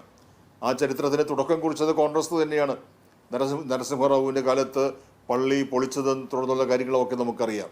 സുപ്രീം കോടതിയുടെ വിധിയും നമ്മുടെ മുന്നിലുണ്ട്. സുപ്രീം കോടതി വിധി ഭരണഘടന അനുസരിച്ച് ലോ ഓഫ് ദ ലാൻഡ് എന്നൊക്കെ നമ്മൾ വിശേഷിപ്പിക്കുമെങ്കിലും അതെല്ലാവരും സ്വീകരിച്ചു കൊള്ളണമെന്നില്ല. അടിയന്തരാവസ്ഥയെ ന്യായീകരിച്ചുകൊണ്ട് ഹേബിയസ് കോർപ്പസ് കേസിൽ സുപ്രീം കോടതി നൽകിയ വിധി, 5 അംഗ ബെഞ്ചിൻ്റെ വിധി, ആ അഞ്ച് പേരിൽ ഒരാളായിരുന്ന ചന്ദ്രചൂഡ് ചീഫ് ജസ്റ്റിസ്, ആ വിധി തെറ്റാണ് എന്ന് ഇപ്പോൾ അദ്ദേഹത്തിൻ്റെ മകൻ തന്നെ സുപ്രീം കോടതി ജഡ്ജിയായപ്പോൾ പറയേണ്ടി വന്നു. അതുകൊണ്ട് സുപ്രീം കോടതി ഓരോ സന്ദർഭത്തിലും ഓരോന്ന് പറയും, അതെല്ലാം ശരിയായി കൊള്ളണമെന്നില്ല. അയോധ്യ കേസിൽ സുപ്രീം കോടതി നൽകിയ വിധി ഭാഗികമായി പോലും ശരിയല്ല എന്ന് പറയേണ്ടി വരും. അതങ്ങനെ നിൽക്കട്ടെ, അതെല്ലാം കഴിഞ്ഞുപോയ കാര്യങ്ങൾ തന്നെയാണ്. പക്ഷേ ഇവിടെ ഇപ്പോൾ നമ്മളൊരു ഘട്ടത്തിലെത്തിയിരിക്കുന്നു. നമ്മുടെ പ്രധാനമന്ത്രി എന്ന് പറയുമ്പോൾ ഭരണഘടനയനുസരിച്ച് ഇപ്പോഴും സെക്കുലർ എന്ന വിശേഷണമുള്ള രാജ്യത്തിൻ്റെ പ്രധാനമന്ത്രി ഒരു പുണ്യപുരാണ ചിത്രത്തിലെ കഥാപാത്രത്തെ പോലെ അദ്ദേഹം ഒരു പൂജാരിയായി, താന്ത്രികനായി, മാന്ത്രികനായി ഒക്കെ അയോധ്യയിൽ വരികയാണ്. നമ്മൾ ആ ശിലാസ്ഥാപനങ്ങളിലൊക്കെ ആ ദൃശ്യങ്ങൾ കണ്ടു, ഏറ്റവും മനോഹരമായ ദൃശ്യങ്ങൾ. NT രാമറാവുവിൻ്റെയൊക്കെ സിനിമ കാണുന്നത് പോലെയായിരുന്നു അത്. അതിനേക്കാളൊക്കെ നല്ല പൊലിമയും കൊഴുപ്പുമുള്ള ദൃശ്യങ്ങൾ നമ്മെ കാത്തിരിക്കുകയാണ്. അതാണ് ഇന്ത്യയിലെ പ്രധാനമന്ത്രിയുടെ ഇപ്പോഴത്തെ അവസ്ഥയെങ്കിൽ ആദ്യത്തെ പ്രധാനമന്ത്രി നമ്മളോട് പരാമർശിച്ചല്ലോ നെഹ്റുവിൻ്റെ സമീപനം. ആ സമീപനത്തിൽ നമ്മൾ ഇവിടെ വരെ എത്തിയിരിക്കുകയാണ്. അപ്പോൾ കോൺഗ്രസ് ഈ ഒരു അവസ്ഥയിൽ ചരിത്രപരമായ ഒരു പരിവർത്തന ദിശയിൽ രാജ്യം എത്തി നിൽക്കുമ്പോൾ കോൺഗ്രസ് സ്വീകരിക്കുന്ന നിലപാട് എന്ന് അറിയാൻ നമുക്കെല്ലാം ആകാംക്ഷയുണ്ട്, ഉത്കണ്ഠയുണ്ട്. അവിടെയാണ് ഒരു തീരുമാനമെടുക്കാൻ കഴിയാത്ത അവസ്ഥയിൽ ആ പാർട്ടി, ഇന്ത്യയുടെ ഈ ഗ്രാൻഡ് ഓൾഡ് പാർട്ടി, നമുക്ക് എല്ലാ നന്മകളുടെയും പ്രഭവ കേന്ദ്രമായി, ഉറവിടമായൊക്കെ നമ്മൾ കരുതിയിരുന്ന ആ പാർട്ടി ഇന്ന് എത്തിയിരിക്കുന്നത്. അത് രാജ്യത്തിന് സംഭവിച്ചുകൊണ്ടിരിക്കുന്ന വലിയ ദുരന്തത്തിൻ്റെ ഒരു ലക്ഷണമായി തന്നെ നമുക്ക് കാണേണ്ടി വരും. അൻവർ സ്വാദിഖ്, നോക്കൂ, ഇപ്പോൾ അയോധ്യ വിധി അംഗീകരിക്കാനാകില്ല എന്ന് ഇതിനകം തന്നെ നിരവധി പേർ പറഞ്ഞു കഴിഞ്ഞിരിക്കുന്നു. 370 കാര്യത്തിനകത്ത് സർക്കാർ എടുത്ത നിലപാടിനേക്കാൾ കടുത്തതായിരുന്നു സുപ്രീം കോടതി എടുത്തിട്ടുള്ള നിലപാട്. ഇന്ത്യയുടെ ഫെഡറൽ വ്യവസ്ഥയെ തന്നെ അട്ടിമറിക്കുന്ന നിലയിലേക്ക് ആ വിധി പോയിരിക്കുന്നു. ഇപ്പോൾ രാമക്ഷേത്രത്തിൻ്റെ കാര്യത്തിനകത്ത് എല്ലാവരും കൂടെ സഹകരിച്ച് അതിന് കൂടുതൽ സാധൂകരണം നൽകുമ്പോൾ, കൂടുതൽ ക്രെഡിബിലിറ്റി നൽകുമ്പോൾ സംഭവിക്കാൻ പോകുന്നത് എന്താണ്? തങ്ങൾ മുന്നോട്ട് വെക്കുന്ന ഹിന്ദുത്വ രാഷ്ട്രീയത്തിലേക്ക് അല്ലെങ്കിൽ ആ ഒരു ട്രാപ്പിലേക്ക് മറ്റെല്ലാവരെയും തങ്ങൾക്ക് കൊണ്ടുവരാൻ കഴിഞ്ഞു എന്ന് പറയുമ്പോൾ അടുത്തത് നമ്മൾ 370 കാര്യത്തിനകത്തും രാമക്ഷേത്രത്തിൻ്റെ കാര്യത്തിലും കോടതിയിലൂടെയാണ് സാധിച്ചെടുത്തിട്ടുള്ളത്. ഇനിയിപ്പോൾ കേശവാനന്ദ ഭാരതി പോലെ പക്ഷേ ജനാധിപത്യവും മതേതരത്വവും ഒക്കെ പേരിനെങ്കിലും ഭരണഘടനയിലുള്ളത് കേശവാനന്ദ ഭാരതി വിധി നിലനിൽക്കുന്നതുകൊണ്ടാണ്. അതിനേക്കാൾ ഉയർന്ന ഒരു ബെഞ്ച് സുപ്രീം കോടതിയിലൂടെ സാധ്യമാക്കിയെടുക്കാൻ ഭരണകൂടത്തിന് സാധിക്കുമെങ്കിൽ, ഇനിയുള്ള ഭരണകൂടത്തിന് സാധിക്കുമെങ്കിൽ അതുപോലും നമുക്ക് നഷ്ടമാകുന്ന നില വരും. അതുകൊണ്ട് ശ്രീ അൻവർ സ്വാദിക്ക് ഇപ്പോൾ എടുക്കുന്ന നിലപാട് വളരെ പ്രധാനപ്പെട്ടതാണ്. ഒരുപക്ഷെ 10%, 15% വ്യത്യാസം വന്നാൽ തന്നെയും കൃത്യമായ രാഷ്ട്രീയ നിലപാടെടുത്തു പോകണം ഇന്ത്യയിലെ മതേതര രാഷ്ട്രീയ പാർട്ടികൾ എന്നുള്ള അഭിപ്രായം സമസ്തക്കുണ്ട്. അതാണ് സമസ്ത നിലപാടിലൂടെ അറിയിക്കുകയും ചെയ്തിട്ടുള്ളത്. പക്ഷേ അതിലെല്ലാ രാഷ്ട്രീയ പാർട്ടികളും പക്ഷേ വോട്ടിൻ്റെ കണക്ക് വെച്ച് പരിശോധിച്ചാണ് തീരുമാനമെടുക്കുന്നത് എന്നുള്ളത് നിരാശപ്പെടുത്തുന്നുണ്ടോ? ഞാൻ ആ വിഷയത്തിലേക്ക് വരുന്നതിന് മുമ്പ് നമ്മുടെ BJPയുടെ പ്രതിനിധി എന്നെ വോട്ട് ചെയ്ത് പറഞ്ഞ ആ വിഷയത്തിൽ ഒരു ക്ലാരിഫിക്കേഷൻ നൽകാൻ വേണ്ടിയിട്ട് പറയുകയാണ്.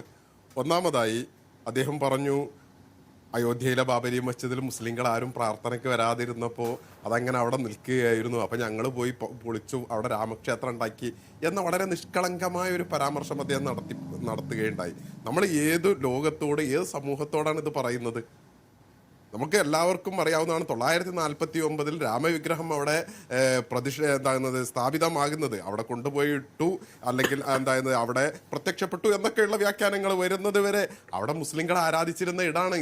അത് ഇന്ത്യയിലെ ലോകത്തെ എല്ലാ മനുഷ്യർക്കും അറിയുന്ന ഒരു യാഥാർത്ഥ്യത്തിന്റെ മുകളിൽ നിന്നിട്ടാണ് നമ്മൾ സംസാരിക്കുന്നത്. ഒന്ന്. രണ്ടാമതായി നേരത്തെ പറഞ്ഞു, ഇതാ മുസ്ലിങ്ങളെ സംബന്ധിച്ചിടത്തോളം മുസ്ലിങ്ങളുടെ ഞങ്ങൾ ഇപ്പോഴല്ല എക്കാലത്തും പറയുന്നതാണ്, അത് അന്യമതക്കാരുടെ ആരാധനാലയം തകർത്തുണ്ടാക്കിയ സ്ഥലത്താണ് പള്ളി ഉണ്ടാക്കിയത് എങ്കിൽ തീർച്ചയായും ആ പള്ളി, ആ ആരാധന അന്യമതക്കാർക്ക് വിട്ടുകൊടുക്കണം, മുസ്ലിങ്ങൾ അത് വിട്ടുകൊടുക്കണം എന്നുള്ളത് ഞങ്ങൾ എല്ലായിടത്തും പറയുന്ന കാര്യമാണ്. പക്ഷേ ബാബരി മസ്ജിദിന്റെ വിഷയത്തിൽ എന്താണ് യഥാർത്ഥത്തിൽ സംഭവിച്ചിട്ടുള്ളത്? ഇവിടെ കോടതിയുടെ വെർഡിക്റ്റ് അടക്കം ഇവിടെ കോട്ട് ചെയ്യപ്പെടുകയുണ്ടായി. ക്ഷേത്രം തകർത്താണ് പള്ളി നിർമ്മിച്ചത് എന്ന് ഖണ്ഡിതമായി ഈ നിമിഷം വരെ ഇന്ത്യയിൽ തെളിയിക്കപ്പെട്ടിട്ടില്ല. അങ്ങനെയുള്ള ഒരു യാഥാർത്ഥ്യം ഉണ്ടായിരിക്കെ മുസ്ലിങ്ങളെ സംബന്ധിച്ചിടത്തോളം ഇപ്പോൾ ഒരു ഒറ്റ സംഭവം കൂടി ഞാൻ പറയാം, അത് പറയാൻ എന്നെ അനുവദിക്കണമെന്ന് ഞാൻ അഭ്യർത്ഥിക്കുകയാണ്. ഇപ്പോൾ ബാബർ ചക്രവർത്തി ജീവിച്ചിരിക്കുന്ന 16-ാം നൂറ്റാണ്ടിൽ മുസ്ലിം ലോകത്ത് ഇതിന് സമാനമായ ഒരു പ്രശ്നം ഉണ്ടാകുന്നുണ്ട്. ഇസ്ലാമിക ഗ്രന്ഥങ്ങളിലൊക്കെ കാണാം. ഇതിന് സമാനമായി അന്നത്തെ 16-ാം നൂറ്റാണ്ടിലെ ഏറ്റവും ശക്തനായ, ലോകത്തെ ഏറ്റവും ശക്തനായ ഭരണാധികാരി ആരാണെന്ന് നമ്മൾ ഗൂഗിൾ ചെയ്ത് നോക്കിയാലൊക്കെ അറിയാം. സുലൈമാൻ ദ മാഗ്നിഫിഷന്റ് എന്ന് നമുക്ക് കാണാനാകുന്ന ഓട്ടോമൻ എംപയറിന്റെ സുൽത്താനാണ്. അദ്ദേഹം കോൺസ്റ്റാന്റിനോപ്പിളിൽ, ഇന്നത്തെ ഇസ്താംബുളിൽ, അദ്ദേഹം ഇന്നത്തെ ലോകത്തെ വളരെ ടൂറിസ്റ്റ് കേന്ദ്രങ്ങളിൽ വളരെ പ്രധാനപ്പെട്ടിട്ടുള്ള ഒരു ടൂറിസ്റ്റ് കേന്ദ്രം ജാമിഉ സുലൈമാൻ മോസ്ക് എന്ന് പറയുന്ന ഇസ്താംബൂളിൽ നിൽക്കുന്ന പഴയ കോൺസ്റ്റാന്റിനോപ്പിൾ ഉണ്ടായിരുന്ന ഒരു പള്ളി 16-ാം നൂറ്റാണ്ടിൽ അദ്ദേഹം നിർമ്മിക്കാൻ ശ്രമിക്കുന്നുണ്ട്. പക്ഷേ ആ ഇസ്താംബൂളിലെ കണ്ണായ സ്ഥലത്ത് ഈ പള്ളി നിർമ്മിക്കാൻ നിൽക്കുന്ന സമയത്ത് അവിടെ ഒരു പ്രശ്നമുണ്ടായി. ആ പള്ളി നിർമ്മിക്കാൻ അവരുദ്ദേശിച്ച സ്ഥലത്ത് ഒരു യഹൂദന്റെ, ഒരു ജൂതന്റെ വീടുണ്ടായിരുന്നു. ഉദ്യോഗസ്ഥന്മാരൊക്കെ ആ വീട്ടുകാരനെ സമീപിച്ചിട്ട് ഈ വീട് ഞങ്ങൾക്ക് തരണമെന്ന് പറഞ്ഞു, പണം കൊടുത്തു. പക്ഷെ അയാൾ സമ്മതിച്ചില്ല. അവസാനം ഭരണകൂടം അത് നേരിട്ട് പൊളിക്കാൻ വേണ്ടിയിട്ട് വന്നപ്പോൾ സ്വാഭാവികമായും അദ്ദേഹം പ്രതിഷേധിച്ചു. ഈ പ്രതിഷേധം അന്നത്തെ മുസ്ലിം ലോകത്തെ ഏറ്റവും വലിയ ജ്ഞാനിയായ, ഏറ്റവും വലിയ പണ്ഡിതനായ, ഫത്വ കൊടുക്കേണ്ട അന്നത്തെ ഷെയ്ഖുൽ ഇസ്ലാം ഷംസുദ്ദീൻ എന്ന് പറയുന്ന ഷെയ്ഖുൽ ഇസ്ലാമിനെ സമീപിക്കുന്നത് അന്നത്തെ ഓട്ടോമൻ എംപയർ, മുസ്ലിം ലോകത്തിന്റെ ഭരണകൂടം. അന്ന് മുസ്ലിം ലോകത്തെ ആധികാരികമായി മതവിധി പറയാൻ അർഹതയുള്ള ഷെയ്ഖുൽ ഇസ്ലാം ഫത്വ നൽകുന്നു. ജൂതന്റെ പ്രൈവറ്റ് പ്രോപ്പർട്ടിയാണത്, അതുകൊണ്ട് തന്നെ അയാളുടെ പെർമിഷൻ ഇല്ലാതെ, അയാളുടെ സമ്മതമില്ലാതെ അവിടെ പള്ളി നിർമ്മിക്കാൻ പാടില്ല. ഇത് ബാബർ ചക്രവർത്തി ചക്രവർത്തി ജീവിച്ചിരിക്കുന്ന കാലഘട്ടത്തിൽ സമാനമായി അപ്പുറത്ത് നടക്കുന്നതാണ്. മുസ്ലിം ലോകത്ത് ഈ വിഷയത്തിൽ ഒരൊറ്റ നിലപാടേ ഉള്ളൂ. അങ്ങനെ നടക്കുന്ന സമയത്ത് അവസാനം ഭരണാധികാരി സുലൈമാൻ ദി മാഗ്നിഫിസന്റ് ഡയറക്റ്റ് വന്നിട്ട് പണം കൊടുത്ത് അയാളോട് യാചിച്ചു കേണപേക്ഷിച്ചിട്ട് അവിടെ പള്ളി ഉണ്ടാക്കുന്നത്. ഇത് മുസ്ലിം ലോകത്ത് ആ കാലഘട്ടത്തിലൊക്കെ നടക്കുന്ന ഒരു സംവിധാനമാണ്. ഈ സംവിധാനത്തിന്റെ മുകളിലാണ് നമ്മൾ ഇത്തരം വ്യാജമായിട്ടുള്ള മിത്തുകൾ അടിസ്ഥാനപ്പെടുത്തിയുള്ള വാദങ്ങൾ ഉണ്ടാക്കുന്നത്. ഒന്ന് മിത്താണ്, മറ്റൊന്ന് നമ്മൾ നേർക്കുനേർ കണ്ടിട്ടുള്ള ഒരു സംഭവമാണ്. ഒരൊറ്റ കാര്യം കൂടി പറഞ്ഞിട്ട് ഞാൻ അവസാനിപ്പിക്കുകയാണ്. നമ്മൾ ഇതാ മനോഹരമായ ഒരു ഉദ്ഘാടനം നടക്കാൻ പോകുന്നു. ഇതാ നേരത്തെ BJPയുടെ പ്രതിനിധി പറഞ്ഞു ഇന്ത്യയുടെ ദേശീയ ഐക്യത്തിന്റെ, ഇന്ത്യയുടെ അഖണ്ഡതയുടെ ഒക്കെ സിംബലായി രാമക്ഷേത്രം വരുന്നു എന്ന് അദ്ദേഹം പറഞ്ഞു. ഒന്ന് ഓർത്തു നോക്കൂ, എന്ത് സന്ദേശമാണ് ലോകത്തിന്റെ മുമ്പിൽ ഇന്ത്യ നൽകുന്നത്? ലോകത്തിന്റെ മുമ്പിൽ ഇന്ത്യ നൽകുന്ന ഒരു സന്ദേശമുണ്ട്. ഇതാ ഇവിടുത്തെ മതന്യൂനപക്ഷങ്ങളെ, ഇവിടെ എഴുന്നേറ്റ് നിൽക്കാൻ വയ്യാത്ത, സ്വന്തമായിട്ട് ഒന്നിനും സാധിക്കാത്ത, അടിച്ചമർത്തപ്പെട്ട ഒരു ജനവിഭാഗത്തിന്റെ രക്തത്തിന് മുകളിൽ, അവരുടെ കണ്ണീരിന് മുകളിൽ. ഇല്ല സാർ, പറഞ്ഞോളൂ, പൂർത്തിയാക്കും. റൈറ്റ്, അദ്ദേഹത്തിലേക്ക് മടങ്ങിയെത്താം. പൂർത്തിയാക്കാൻ കഴിഞ്ഞിട്ടില്ല എങ്കിൽ തന്നെയും പ്രൊഫസർ KV തോമസ്, നോക്കൂ, 370 ശേഷം, പ്രത്യേകിച്ച് സുപ്രീം കോടതി വിധി വന്നതിന് ശേഷം അശാന്തമാണ് കശ്മീർ. ഇപ്പോൾ രാമക്ഷേത്ര നിർമ്മാണം പൂർത്തിയാക്കിയിരിക്കുന്നു, ഉദ്ഘാടനം എന്നുള്ളതാണ്. ഇന്ത്യ ഒരു അധിഷ്ഠിത രാഷ്ട്രത്തിലേക്കാണോ, അല്ലെങ്കിൽ മതേതരത്വം, ജനാധിപത്യം എന്ന സങ്കല്പം പഴങ്കഥയാകാൻ പോവുകയാണോ? ആ നിലയിലുള്ള ആശങ്ക താങ്കളെ സംബന്ധിച്ചിടത്തോളം ഉണ്ടോ?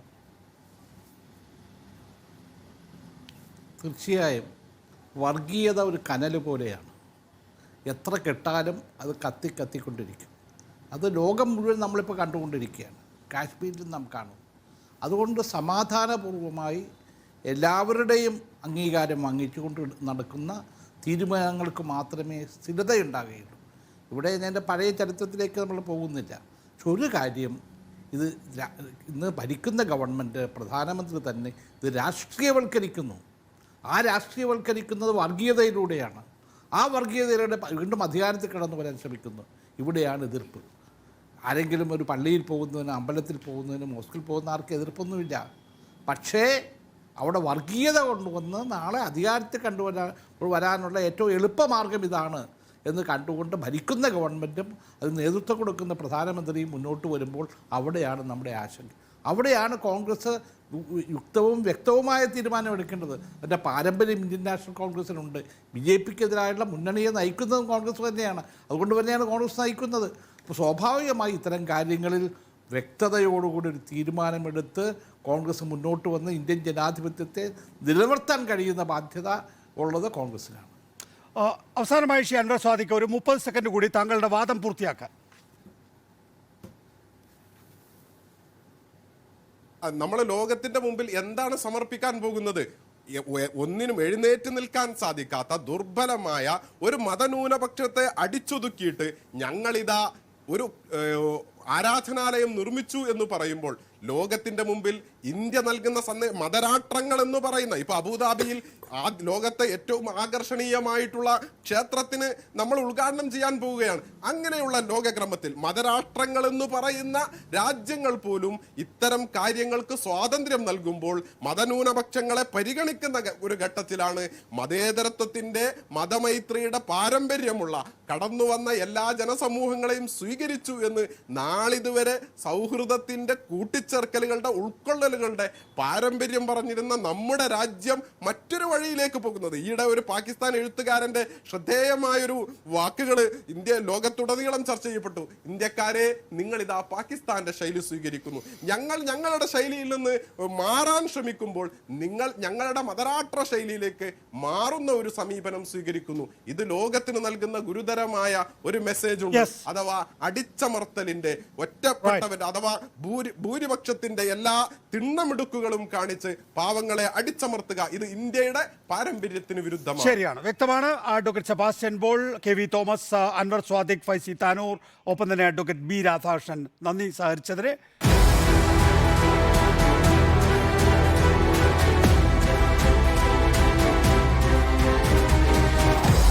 Debate with MV Nikesh Kumar.